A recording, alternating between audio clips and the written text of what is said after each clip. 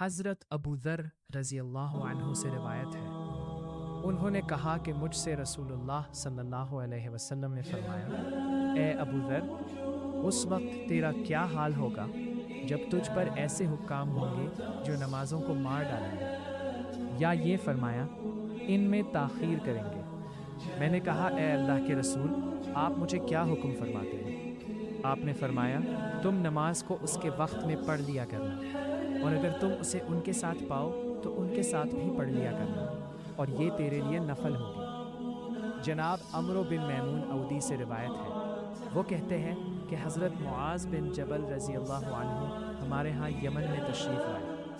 وہ رسول اللہ صلی اللہ علیہ وسلم کی طرف سے عامل بن کر آئے تھے۔ عمرو کہتے ہیں کہ نماز فجر میں نے ان کی تکبیر سنی۔ وہ بھاری آواز والے تھے، ان کو مجھ سے محبت ہو گئی تو میں نے انہیں مرتے دم تک نہیں چھوڑا، حتیٰ کہ شام میں انہیں اپنے ہاتھوں سے دفن کیا۔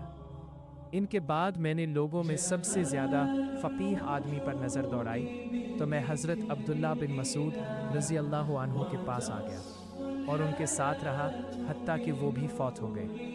تو انہوں نے مجھ سے بیان کیا کہ رسول اللہ صلی اللہ علیہ وسلم نے مجھ سے فرمایا تھا، تمہارا کیا حال ہوگا جب تم پر ایسے حکام مسلط ہوں گے جو نمازوں کو بے وقت کر کے پڑھیں گے؟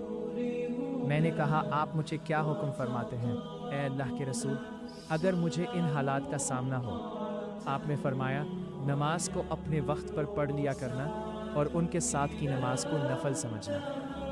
سیدنا عبادہ بن صامت رضی اللہ عنہ سے روایت ہے، انہوں نے بیان کیا کہ رسول اللہ صلی اللہ علیہ وسلم نے فرمایا، میرے بعد ایک وقت آئے گا کہ تم پر ایسے حکام مسلط ہوں گے جنہیں ان کے دیگر امور نماز سے مشغول رکھیں گے اور وہ انہیں بے وقت کر کے پڑھیں گے، لہٰذا تم نماز کو بر وقت ادا کرو۔ ایک آدمی نے کہا، اے اللہ کے رسول، کیا میں ان کی معیت میں نماز پڑھوں؟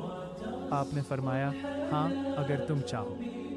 اور سفیان کے الفاظ ہیں، اگر میں وہ نماز ان کے ساتھ پاؤں تو ان کے ساتھ مل کر پڑھوں؟ آپ نے فرمایا، ہاں، اگر تم چاہو۔ حضرت قبیصہ بن وقاص رضی اللہ عنہ کہتے ہیں کہ رسول اللہ صلی اللہ علیہ وسلم نے فرمایا، میرے بعد تم پر ایسے حکام آئیں گے جو نمازوں میں تاخیر کریں گے، تو ایسی نمازیں تمہارے لیے باعث اجر ہوں گی جبکہ ان کے لیے وبال ہوں گی، پس تم ان کے ساتھ مل کر پڑھ لیا کرنا جب تک کہ وہ قبلہ رخ ہو کر نمازیں پڑھتے رہے۔